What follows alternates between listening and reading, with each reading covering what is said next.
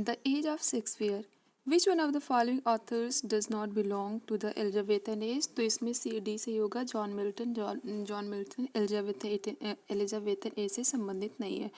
और क्वेश्चन ऐसा भी पूछा जा सकता है कि एलिजाबेथन एज के राइटर्स कौन कौन है। तो इसमें होंगे क्रिस्टोफर मार्लो, बेन जॉनसन और शेक्सपियर। ये एलिजाबेथन एज के राइटर्स हैं। एक्सप्लेनेशन देखते हैं। The Elizabethan age is the period associated with the reign of Queen Elizabeth 1558 to 1603 and is often considered to be a golden age in English history। ये जो है Elizabethan age जो है queen Elizabeth के time period से संबंधित है और इनका टाइम पीरियड था 1558 टू 1603। और इसे अक्सर गोल्डन पीरियड माना जाता है कि अगर इंग्लिश हिस्ट्री की बात करें तो ये इंग्लिश हिस्ट्री का गोल्डन पीरियड है। It was an age considered to be height of the English Renaissance and saw the full flowering of English literature and English poetry. It was an age considered to be the height of English Renaissance. अगर बात करें English Renaissance की तो ये height मतलब एकदम peak पर था। अभी ये जो रिसेंट का 2021 में एग्ज़ाम हुआ था टीजीटी पीजीटी का, उनमें से किसी एक एग्ज़ाम में आया था कि हाइट कुछ ऐसे करके था, क्वेश्चन था तो उसमें पूछा गया था कि रेनेसा की हाइट क्या थी, मतलब वो पीक पर कब था। तो उसमें 16-17 ऐसे करके सेंचुरीज दिया था। तो ऐसे तो वो होना चाहिए 16 सेंचुरी होगा। It was an age considered to be the height of the English renaissance. English ये क्वेश्चन इस तरीके से भी बन सकता है कि what is the which age is considered at the height of the English renaissance. Then ये होगा कि the age of the Queen Elizabeth is often considered as the height of the English renaissance and saw the full flowering of English literature and English poetry. और full flooring इसे माना जाता है English literature में और poetry में। In Elizabethan theatre William Shakespeare among other composed and staged plays in a variety of settings that broke away from England's past style of play। और इसी जो है एज में मतलब एलिजाबेथन एज में एलिजाबेथन थिएटर में William Shakespeare और भी बहुत सारे जो राइटर्स थे उन्होंने कंपोज किया और स्टेज मतलब उसे परफॉर्म भी किया वैरायटी ऑफ सेटिंग पर। और जो पहले का था मतलब कह सकते हैं जो पास्ट स्टाइल थी राइटिंग का या प्लेस का, उसे थोड़ा मतलब एक नए तरीके से एक नई दिशा दी ड्रामास को, प्लेस को। Notable authors of Elizabethan age, जो नोटेबल मुख्य राइटर हैं एलिजाबेथन एज के, हम उन्हें देख लेते हैं। और ये बहुत इंपॉर्टेंट है, क्वेश्चन पूछा जा सकता है कि ऐसे 4 उसमें दे दिया जाएगा कि इनमें से एलिजाबेथन एज के राइटर कौन है, तो आपको बताना पड़ेगा। Richard Grenville, Ben Jonson, Thomas Kyd, Christopher Marlowe, Thomas North, Walter Raleigh, William Shakespeare, Sir Philip Sidney, Edmund Spenser, Francis Walsingham, Sir Robert Well, William Cecil. और विलियम सेसिल क्या थे, ये फर्स्ट बैरन वर्सले थे। Francis Bacon and John Dee. John Milton, इसमें जो question था ना कि कौन से राइटर इससे एलिजाबेथन ए से संबंधित नहीं है, तो हम उसे देखेंगे कि जॉन मिल्टन नहीं थे संबंधित। तो इनकी डेट ऑफ बर्थ क्या है, 9 दिसंबर इन 1608 एंड इनकी डेट ऑफ डेथ जो है मतलब इनका जन्म हुआ था 9 दिसंबर 1608 में हुआ था और इनकी डेथ हुई थी 8 दिसंबर 1674 में। Was an English poet, pamphleteer and historian and considered the most significant English writer after William Shakespeare। और ये थे पोएट थे, पैम्पलेटियर थे, हिस्टोरियन थे एंड ये कह सकते हैं कि ये बहुत बहुत अच्छा क्वेश्चन है। ये पॉसिबिलिटी है कि ये आ जाए कि विलियम शेक्सपियर के बाद में कौन सा राइटर सबसे ज़्यादा माना जाता है। एक तो इंग्लिश हिस्ट्री में ये नोटेबल कह सकते हैं कि विलियम शेक्सपियर का तो स्थान है ही है, ठीक है। और उनके बाद कौन है मोस्ट सिग्निफिकेंट राइटर में कौन कंसीडर होगा, तो ये जॉन मिल्टन होंगे। Elizabethan age of English literature lasted. अब इसमें जो आपने पढ़ा था ना कि ऊपर का कि इनका टाइम पीरियड क्या था, तो वही हो जाएगा 1558 to 1603। Elizabethan age of English literature, English literature में एलिजाबेथन एज का टाइम क्या है, तो 1558 to 1603। The Elizabethan age is the period associated with the reign of Queen Elizabeth 1558 to 1603 and is often considered to be a golden age in the history of English literature. It was an age considered to be the height of the English Renaissance and saw the full flourishing of English literature and English poetry. In Elizabethan theatre, William Shakespeare, among others, composed and staged plays in a variety of settings that broke away from England's past style of plays. ये मैं पहले ही explain कर चुकी हूँ और इसलिए मैं दोबारा नहीं करूँगी, बट एक ही चीज़ कई बार सुनने से ये याद भी हो जाएंगे. Notable authors of Elizabethan age ये आप पढ़ चुके हो, लेकिन एक बार मैं फिर से बोल देती हूँ. Richard Grenville, Ben Jonson, Thomas Kyd, Christopher Marlowe, Thomas North, Walter Raleigh, William Shakespeare, Sir Philip Sidney, Edmund Spenser, Francis Walsingham, Sir Robert Well, William Cecil, first Baron वर्जले, Francis Bacon and John Dee. Next question है, in which year did the first folio of Shakespeare's plays appears. किस साल जो है William Shakespeare का first folio आया था? तो ये होगा 1603 में आया था. The first folio is the first collected edition of William Shakespeare's plays. तो ये फर्स्ट फोलियो में था क्या? तो ये था शेक्सपियर के प्लेज आए थे. इसमें जो फर्स्ट फोलियो में शेक्सपियर के प्लेज आए थे, collected and published in 1623. 7 years after his death, मतलब शेक्सपियर विलियम शेक्सपियर के डेथ के 7 साल बाद ये आया था 1623 में. Folio editions were large and expensive books that were seen as prestige items. और ये जो folio edition था, इसमें जो बड़ी बड़ी बुक्स थी, इनके ड्रामास थे, प्ले थे, बड़ी और महंगे बुक्स थी, और उनका ये और ऐसे that was seen as prestige item, ये विरासत के रूप में हम कह सकते हैं कि लिया गया, बहुत महत्वपूर्ण थे. Shakespeare wrote around 37 plays, 36 of which are contained in the first folio. अब ये होगा कि 30 इन्होंने क्वेश्चन पूछा जा सकता है कि how many plays are written by William Shakespeare. तो there are 37 plays are written by William Shakespeare. William Shakespeare ने कितने प्लेज लिखे थे? तो 37 लिखे थे. और फर्स्ट फोलियो में कितने पब्लिश हुए थे? तो 36 हुए थे. 36 of which are contained in the first folio. Most of these plays were performed in the Globe.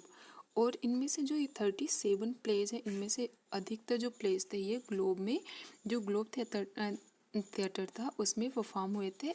N open air play house in London built on the south bank of the Thames in 1599. और ये पूछा जा सकता है कि globe बना क्या था? बहुत बार क्वेश्चन आया है, तो ये होगा कि 1599 में बना था. और कहाँ पर, किस नदी के किनारे बना था? तो ये थेम्स नदी के किनारे बना था, और ये है south bank of the Thames in 1599. As none of Shakespeare's original manuscript survives except possibly Sir Thomas More, which Shakespeare is believed to have revised a part of, we only know his work from printed editions. इसमें कहा गया कि as none of Shakespeare's original manuscript survive, जो उनकी William Shakespeare थे उनकी original जो उन्होंने ही लिखा था, उनकी वो तो कोई भी सर्वाइव नहीं है. मतलब हम कह सकते हैं कि वो अब नहीं बची हैं, एक्सेप्ट कि एक्सेप्ट पॉसिबली, मतलब ये संभावना है कि सर थॉमस मोर के which Shakespeare is believe to have revised, जिसे माना जाता है कि ये जो है सर थॉमस मोर, इससे माना जाता है कि शेक्सपियर ने रिवाइज किया था a part of, we only know of his work from printed edition. और हमें जो इन्हें मतलब इनके वर्क्स हैं ना, बस प्रिंटेड एडिशन से ही मिलते हैं. मतलब मैन्यूस्क्रिप्ट नहीं मिली हमें विलियम शेक्सपियर की, जो प्रिंटेड आइटम्स थे, एडिशंस थे, प्लेज थी, वही हमें मिले हैं. William Shakespeare 26 April 1564 to 23 April 1616 was an English playwright, poet and actor, widely regarded as the greatest writer in the English language and the world's greatest dramatist. William Shakespeare, इनका जन्म हुआ था 26 जनवरी 1564 को, और इनकी डेथ हुई थी 23 ओ सो सॉरी, ये अप्रैल है। विलियम शेक्सपियर का जन्म हुआ था 26 अप्रैल 1564 को और 23 अप्रैल 1616 को इनकी डेथ हुई थी। और ये इंग्लिश मतलब वे इंग्लिश प्ले राइट थे, पोएट थे, एक्टर थे और इन्हें वाइडली जो कह सकते हैं व्यापक स्तर पर या फिर विश्व स्तर पर जो जाना जाता है वो ग्रेटेस्ट राइटर के रूप में जाना जाता है। Greatest writer in the English language के लिए इन्हें जाना जाता है and the world's greatest dramatist, और विश्व के या संसार के सबसे बड़े ड्रामेटिस्ट के रूप में जाना जाता है। He is often called English national he is often called English England's national poet and the bard of Avon और सिंपली द बार्ड। इन्हें जो है इंग्लैंड के राष्ट्रीय कवि के रूप में जाना जाता है या फिर बार्ड ऑफ एवन के रूप में जाना जाता है, इनका टाइटल था, या फिर इन्हें बार्ड कहा जाता है। His extant works including collaborations consist of some 39 plays, और इनके जो कोलाबोरेशन में था मतलब साथ में मिलकर इनका 37 तो प्ले हमने ऊपर पढ़ा कि 37 प्लेज लिखे हैं, जिनमें से 36 जो है ये फर्स्ट फोलियो में पब्लिश हुए थे। और अगर हम बात करें ये कोलाबोरेशन में जो लिखा था किसी के साथ मिलकर, तो इनके टोटल जो प्लेस थे वो 39 प्लेस थे। 154 sonnets, the 2 long narrative poems and a few other verses, some of the uncertain authorship, और जिसमें से 2 इन्होंने लॉन्ग नरेटिव पोएम्स लिखी थी और कुछ अदर वर्सेस लिखी हैं जिनमें से कुछ अनसर्टेन ऑथरशिप में है। In the play the Tempest Prospero is the Duke of Milan. The Tempest is a play by William Shakespeare, probably written in 1610 to 1611 and thought to be one of the last plays that Shakespeare wrote alone। और Tempest जो है ये is a play by William Shakespeare, ये William Shakespeare ने लिखा है और इससे इसकी डेट है शायद इन्होंने 1610 से 1611 के बीच में लिखा है। And thought to be one of the last play, और ये माना जाता है कि ये शेक्सपियर ने जो अकेले मतलब खुद ही लिखा है, ये इनका लास्ट प्ले है। Though the Tempest is listed in the first folio as the first of Shakespeare's comedies. यदि जो उसमें जो है फर्स्ट फोलियो आया था 1623 में, इसमें ये से माना गया है कि ये जो टेम्पेस्ट है ये फर्स्ट कॉमेडी है, फर्स्ट शेक्सपियर्स कॉमेडी। अगर विलियम शेक्सपियर ने जितनी कॉमेडीज़ लिखी हैं उनमें से फर्स्ट कॉमेडी सबसे पहली कॉमेडी द टेम्पेस्ट है। It deals with both tragic and comic themes, और इसमें दोनों थीम्स हैं, मतलब ट्रेजी कॉमेडी हम कह सकते हैं। And modern criticism has created a category of romance for this and others of Shakespeare's last plays. और जो मॉडर्न क्रिटिसिज्म है उसमें से अगर हम देखें तो उसके थ्रू में पता पड़ता है कि has created a category of romance, इसमें रोमांस भी इंक्लूड हुआ है। For this and other of Shakespeare's late plays. Prospero is a fictional character and the protagonist of William Shakespeare's play The Tempest। ये प्रॉस्पेरो जो है ये fictional character है Tempest का और द टेम्पेस्ट का। Prospero is the rightful Duke of Milan whose usurping brother Antonio had put him with his 3-year-old daughter Miranda to sea on a rotten carcass। और अगर बात करें कि राइटफुल मतलब जिन्हें मिलना चाहिए था राज्य, वो थे प्रॉस्पेरो थे, जिन्हें उनके धोखे से मतलब उनके भाई अंटोनियो ने जिनका राज्य जो था धोखा देकर उनके भाई एंटोनियो ने छीन लिया था। मतलब जो प्रॉस्पेरो थे उनके भाई ने उनका राज्य छीन लिया था, प्रॉस्पेरो से उनका राज्य छीन लिया था और उस पर खुद का एकाधिकार स्थापित कर लिया था और इन्हें मिलान से निकाल दिया था इनके 3 साल के बच्चे के साथ में। To see on a rotten carcass of a boat to die, मरने के लिए इन्हें छोड़ दिया था रोटेन कारकेस में। 12 years before the play begins, और 12 साल पहले ये शुरू होता है play. Other important characters of the play. Miranda daughter to Prospero, Miranda जो थी ये प्रॉस्पेरो की बेटी थी और जब इन्हें निकाला गया था तो मिरांडा उस टाइम 3 साल की थी। Ariel a spirit in service to Prospero. Ariel जो है ये एक स्पिरिट थी, एक आत्मा थी जो कि प्रॉस्पेरो की सेवा करती थी। Caliban a servant of Prospero and a savage monster. Caliban एक सर्वेंट था प्रॉस्पेरो का और एक सैवेज मॉन्स्टर था। Alonso king of Naples. Sebastian Alonso's brother. और ये पूछा जा सकता है कि सेबेस्टियन कौन सा था, कौन था, तो एलोंसोज ब्रदर था, एलोंसो का भाई था। और ऐसा भी पूछा जा सकता है कि ये किस प्ले का करेक्टर है। Antonio प्रॉस्पेरोज brother. एंटोनियो जो है प्रॉस्पेरो का भाई था। The usurping duke of Milan. Ferdinand Alonso's son. Alonso का बेटा फर्डिनेंड था। Gonzalo an honest old counsellor. Adrian a lord serving under Alonso. Francisco a lord serving under Alonso. Adrian और ये फ्रांसिस्को ये दोनों लॉर्ड थे जो कि अलोंसो के अंडर में काम करते थे। Trinculo the king's jester. Stephano the king's drunken butler. Juno the Roman goddess of marriage. और ऐसा पूछा जा सकता है कि इसमें रोमन गॉडेस ऑफ मैरिज कौन है, तो उसमें 4 ऑप्शन दिया जा सकता है जिनमें से जूनो जो होंगी उन्हें आपको सिलेक्ट करना होगा। Who among the following was not a university bits. तो इसमें फ्रांसिस बेकन ये यूनिवर्सिटी बिट्स नहीं थे।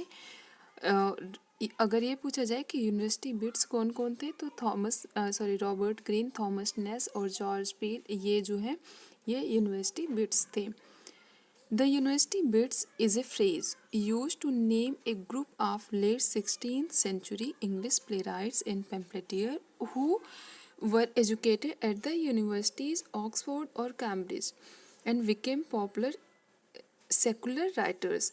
यूनिवर्सिटी बिट्स जो है ये एक फ्रेज है जो कि उन लोगों के लिए, ये लेट 16th सेंचुरी के कुछ इंग्लिश प्ले राइट्स थे और पैम्पलेटियर थे जिन्होंने एजुकेशन ली थी, जिन्हें जो एजुकेटेड हुए थे यूनिवर्सिटीज़ से, और वो यूनिवर्सिटीज़ थी ऑक्सफोर्ड या कैम्ब्रिज से। मतलब ये जो है इसमें 7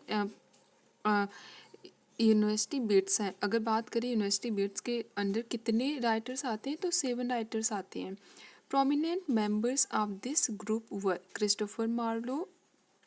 और यूनिवर्सिटी बिट्स जो ये फ्रेज़ है, या फिर कह सकते हैं यूनिवर्सिटी बिट्स में जो प्रोमिनेंट राइटर्स हैं उनमें होंगे Christopher Marlowe, Robert Greene and Thomas Nashe. और ये तीनों हैं, मतलब क्रिस्टोफर मार्लो, रॉबर्ट ग्रीन और थॉमस नेस ये कैम्ब्रिज यूनिवर्सिटी से पढ़े थे। John Lyly, Thomas Lodge and George Peele ये ऑक्सफोर्ड यूनिवर्सिटी से पढ़े थे। और इनमें से Thomas Kyd is also sometimes included in this group. Thomas Kyd को भी इस ग्रुप में शामिल किया जाता है। Though he is not believe to have studied at university. हालांकि ये इस यूनिवर्सिटी से, मतलब ना ही ये किसी यूनिवर्सिटी से संबंधित नहीं थे, ना ही ऑक्सफोर्ड से और ना ही कैम्ब्रिज से, लेकिन इन्हें भी इस ग्रुप में शामिल किया जाता है because of his wit and knowledge. There is a soul of goodness in things evil, woodmen observingly distill it out. Who has written it? तो इसे लिखा था विलियम शेक्सपियर ने। There is a soul of goodness in evil things. जो evil things होती हैं, बुरी चीज़ें होती हैं, उनमें भी अच्छाइयाँ होती हैं। Would men observingly distil it out. और ये इंसान की बात होती है कि वो उसे ऑब्जर्विंगली अगर ध्यान से देखेगा तो वो ज़रूर पता पड़ेगी। मतलब बुरी चीज़ों में भी कुछ अच्छी चीज़ें होती हैं, अगर आप ध्यान से देखोगे तो उसे जान सकते हो। इस कोटेशन को किसने कहा था? तो ये विलियम शेक्सपियर ने कहा था। These lines have been extracted from the play Henry V, Act 4, Scene 1, written by William Shakespeare। और ये जो लाइन है ये विलियम शेक्सपियर का जो प्ले है हेनरी फिफ्थ, यहाँ से ली गई थी। हेनरी फिफ्थ के एक्ट 4 सीन 1 से ली गई थी। Henry fifth is a history play by William Shakespeare believe to have been written about 1599। ये हेनरी फिफ्थ विलियम शेक्सपियर का एक हिस्ट्री प्ले है और जो कि ये माना जाता है कि इन्होंने लिखा था 1599, मतलब 1599 में विलियम शेक्सपियर ने लिखा है, ऐसा माना जाता है।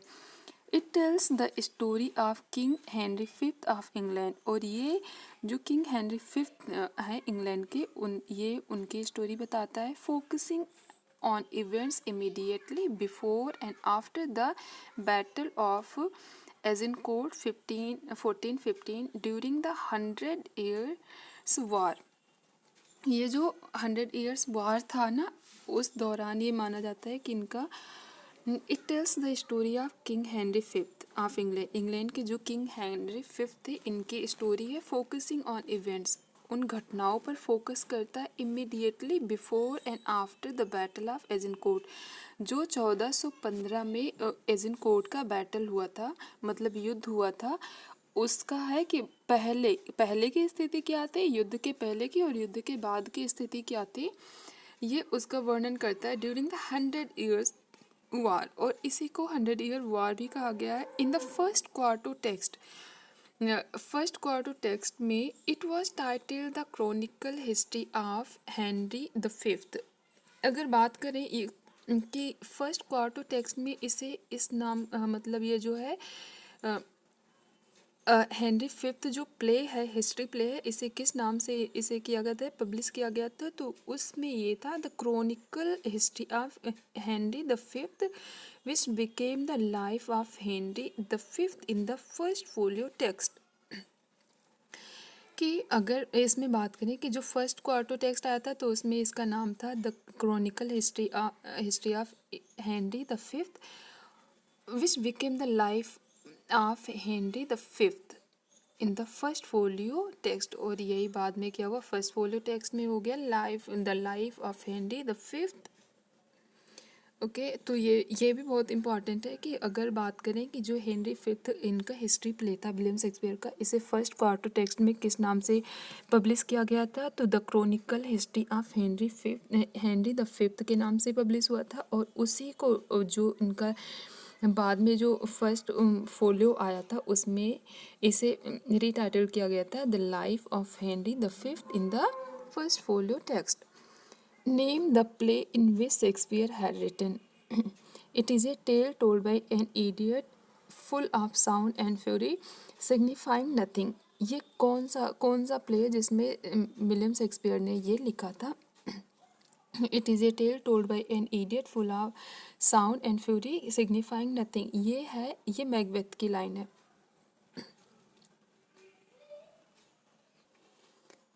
Shakespeare had written the given lines in his play Macbeth.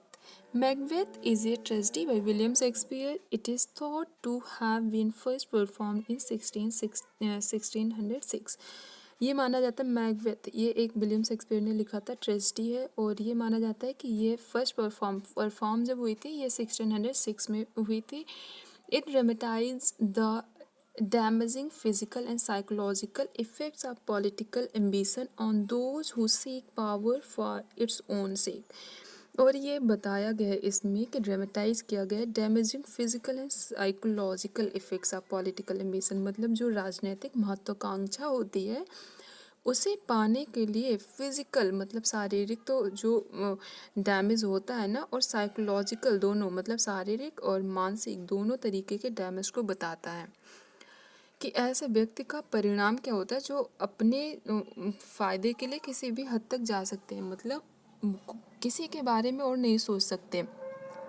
Of all the plays that Shakespeare wrote during the reign of James first, who was the patron of Shakespeare's acting company, Macbeth most clearly reflects the playwright's relationship with his sovereign। अगर हम बात करें of all the plays that Shakespeare wrote during the reign of James first, ये जो है इनका जो शासन है शुरू होता है, ये होता है 1603 से स्टार्ट होता है, क्योंकि 1558 से लेकर 1603 तक उनका था, क्वीन एलिजाबेथ का शासन था, और उनकी डेथ के बाद में जेम्स फर्स्ट यहाँ के राजा बने थे। तो उनके शासनकाल में ये लिखा गया था during the reign of James first, मतलब 1603 के बाद में लिखा गया। आई थिंक ये जो मैकबेथ है ये 1606 में लिखा गया है। First who was the patron of Shakespeare's acting company, और ये इनकी जो एक्टिंग कंपनी थी उसके पैट्रॉन थे। Macbeth most clearly reflect the play rights relationship with his sovereign, और ये मैकबेथ के थ्रू वो जो एक रिश्ता होता है वो दिखा रहे हैं। It was first publish in the folio of 1623, और ये सबसे पहले जो पब्लिश हुआ था वो 1603 में पब्लिश हुआ था। possibly from a prompt book and Shakespeare shortest tragedy. और अगर बात करें कि सबसे shortest tragedy of William Shakespeare तो ये होगा मैकबेथ होगा। आगे देखते हैं, from whom did Francis Bacon derive his concept of essay. जो इन्होंने अपना एसेज का कॉन्सेप्ट लिया था तो किससे लिया था, ये था मॉन्टेग से। फ्रॉम मॉन्टेग, बी से होगा from Montaigne Francis Bacon derive the concept of his essays. Francis Bacon first Viscount Saint Alban 22 January 1561 to 9 April 1626, also known as Lord Verulam, was an English philosopher and statesman who served as Attorney General and as Lord Chancellor of England. Francis Bacon ये जो थे ये first विस्काउंट थे Saint L1 के, और ये जो as a विस्काउंट इनका जो टाइम पीरियड था ये था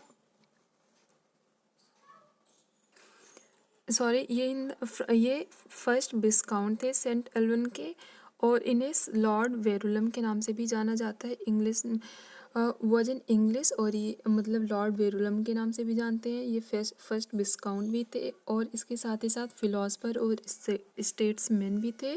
who serve as attorney general, और अटॉर्नी जनरल के रूप में इन्होंने काम किया था, and as Lord Chancellor of England, और इंग्लैंड के लॉर्ड चांसलर के रूप में भी इन्होंने काम किया था। He has been called the father of empiricism. इन्हें फादर ऑफ एम्पेरिसिज्म भी कहा जाता है। तो ये कुछ चीज़ें हैं जो बहुत ध्यान देनी होगी हमें। इसमें होगा फ्रांसिस बेकन। क्वेश्चन ऐसा पूछा जा सकता है, who is known as the first Viscount of Saint Alban, तो ये होंगे Francis Bacon. Who is also known as Lord Verulam, तो फ्रांसिस बेकन होगा। और इसके बाद में एक क्वेश्चन, नेक्स्ट क्वेश्चन हो सकता है, who is known as the father of empiricism, ये भी होंगे Francis Bacon. His work argued for the possibility of scientific knowledge based on only upon inductive reasoning and careful observation of events in nature. His works argued for the possibility of scientific knowledge. इनका जो वैज्ञानिक अध्ययन है, यह कह सकते हैं वैज्ञानिक ज्ञान या तार्किकता का जो है इन्होंने पक्ष लिया है, और इनका वर्क उसी पे बेस्ड है। एसेज, इनके जो essay religious meditations, places of persuasion and dissuasion seen and allowed 1597 was the first published book by Bacon. अगर बात की जाए कि इनके फर्स्ट पब्लिक बुक कौन सी है, तो एसेज, ये इसका पूरा बड़ा सा नाम है। ये essays, religious meditations, places and persuasion and dissuasion seen and allowed 1597 में। और कब पब्लिश हुआ था, तो 1597 में पब्लिश हुआ था। was the first published book by Bacon. The essays are written in a wide range of styles, from the plain and unadorned to the epigrammatic. और इन्होंने ये पूछा जा सकता है कि कैसे इनकी स्टाइल क्या थी, तो एपिग्रामेटिक स्टाइल थी। They cover topics drawn from both public and private life, and in each case the essays cover their topic systematically from a number of different angles, weighing one argument against another. They cover topics drawn from both private and public life. ये private और public life दोनों से इन्होंने लिया था, matters को लिया था, टॉपिक्स जो थे इनके एसेज के, and each case the essays cover their topics systematically. और इन दोनों जगह से इन्होंने बहुत व्यवस्थित ढंग से लिया था, जो चीज़ें प्रेजेंट की थी बहुत सिस्टमेटिक थी, from a number of different angles, और कई सारे पक्ष थे इनके उसके। Weighing one argument against another, एक दूसरे का मतलब कह सकते हैं कि तर्क देते हुए सिस्टमैटिक वे में लिखा गया था। Well the original edition included 10 essays, जबकि जो ओरिजिनल एडिशन था उसमें 10 एसेज थे। A much in last second edition appeared in 1612 with 38। First edition में जो इनका ओरिजिनल एडिशन आया था उसमें 10 एसेज थे। और उसके बाद में a much enlarge second edition, इसके बाद में इनका सेकेंड एडिशन आया 1612 में, जिसमें 38 एसेज थे। Another under the title essays और counsels civil and moral was published in 1625 with 58 essays। अब यहाँ पर देखो, ये बहुत ज़रूरी चीज़ है कि अगर फर्स्ट एडिशन में पूछा जाए कितने एसेज आए थे तो 10 एसेज थे। और इनका एसे जो ये था ना 1597 की बात हो रही है ये। और उसके बाद में जो है नेक्स्ट एडिशन मतलब सेकेंड एडिशन आया था, ये था 1612 में आया था। और उसके बाद में और उस टाइम पे इसमें 38 एसेज थे। और उसके बाद में another under the title essays, spelling इसकी ध्यान देने वाली है, ESSAYES। और काउंसिल्स, एसेज या फिर टाइटल जो था एसेज या फिर काउंसिल था, civil and moral was published in 1625 with 58 essays। और इनका जो थर्ड एडिशन आया था, या फिर कह सकते हैं जो 1625 में एडिशन आया था इसका एसेज का, उसमें 58 एसेज थे। तो फर्स्ट में था 10 और सेकंड जो 1612 में आया था उसमें 38 था। और जो थर्ड था उसमें था, या फिर कह सकते हैं 1624 में आया था, उसमें 58 एसेज थे।